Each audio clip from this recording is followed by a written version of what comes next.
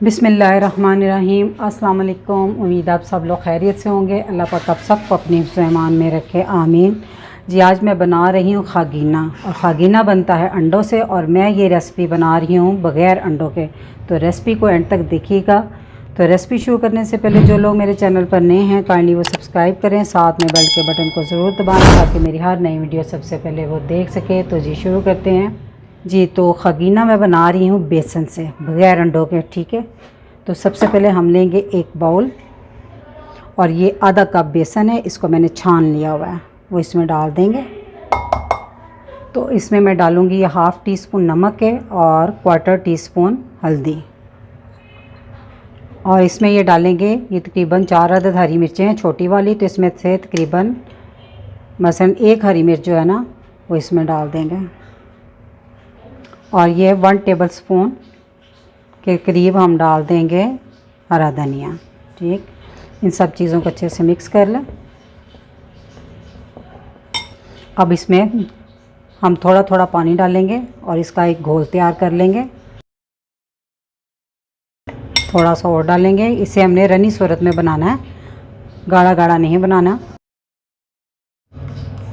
इसमें गुठलियाँ नहीं होनी चाहिए। अच्छी तरह इसको मिक्स कर लें। जी, तो ये बेसन का घोल तैयार हो गया है खागीना बनाने के लिए। आप इसकी कंसिस्टेंसी देख सकते हैं।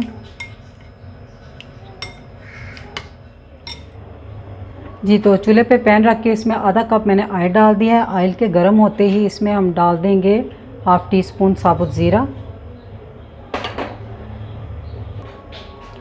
ज़ीरे को चंद सेकंड भूनने के बाद अब इसमें हम डाल देंगे प्याज, 2 मीडियम साइज़ की प्याज आमलेट कट में कटी हुई। और प्याज को उस वक्त तक फ्राई करना है जब तक ये सॉफ्ट ना हो जाए।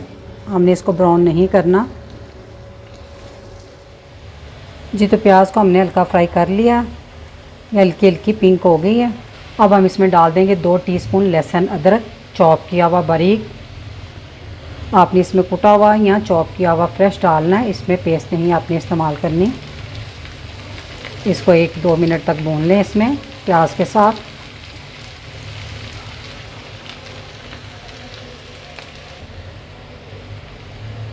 लहसुन अदरक को भी भूनने के बाद इसमें अब मैं डाल दूँगी टमाटर बारीक कटे हुए। ये 2 स्मॉल साइज़ के टमाटर थे, उनको मैंने बारीक काट लिया।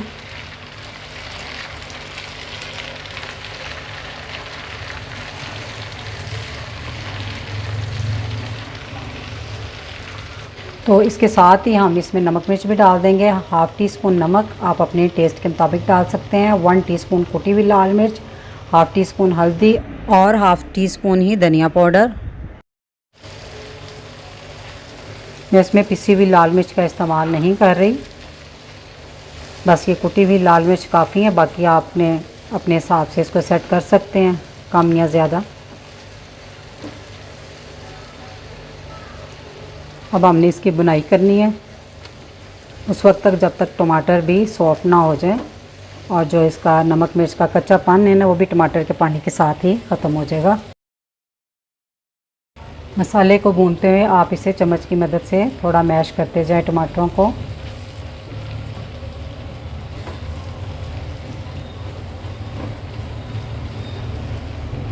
जब आपको कोई समझ ना आए कि हमने क्या बनाना है आज, तो आप फटाफट ये बेसन का खागीना बना सकते हैं, और ये बहुत ही लजीज बनता है। आप एक दफ़ा इस रेसिपी को ट्राई कर लेंगी ना तो फिर आपका बार बार दिल करेगा इसको बनाने को।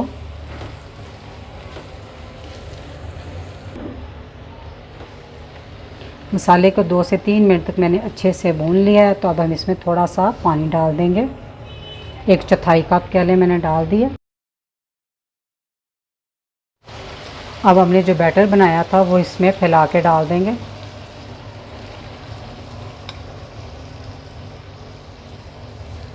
अब इस पे अपने बाकी की हरी मिर्चें डाल देनी है, और धनिया भी डाल देना। अब हमने दम वाली आंच पे इसको ढाँप के पकने देना है। इसको बिल्कुल नहीं चम्मच चलाना आपने। जी, 5 मिनट हो गए हैं दम लगे हुए। अब आपने इसको हल्के हाथों से हिलाना है। देखिए बेसन बड़े अच्छे से सेट हो गया। अब आपने इसके छोटे छोटे पीस कर लेने हैं बेसन के। मसलन इस तरह के इसके पीस करने हैं, जैसे जब हम अंडों का खगीना बनाते हैं ना तो उसमें इसके जंक्स होते हैं अंडों के, तो उसी तरह इसके भी जंक्स नज़र आएंगे। जी तो ये बेसन का खगीना बनकर तैयार है। तो अब मैं इसे निकालती हूँ डिश में। चूल्हा कर देते हैं बंद। माशाल्लाह से बेसन के खगीने को मैंने डिश आउट कर लिया। आप इसकी फ़ाइनल लुक देख सकते हैं। बहुत ही मज़ेदार बना है और खाने में किसी तौर पर भी अंडों के खगीने से कम नहीं।